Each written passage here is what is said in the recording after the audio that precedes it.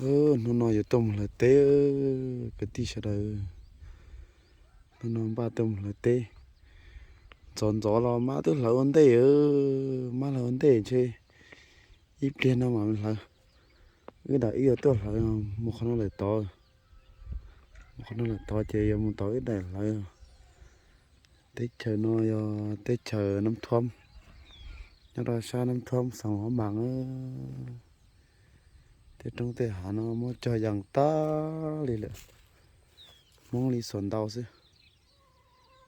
mà đi cũng mua theo mua mình gì xuân đào chỉ nhau bên mong đi chứ thì nó mới lấy rõ thế nào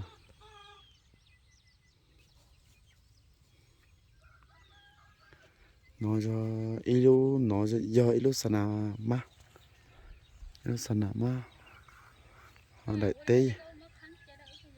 đại tế rằng nó cho má đi má khơi cá tà nữa tí cho rằng tao tà giờ mới sống tao nè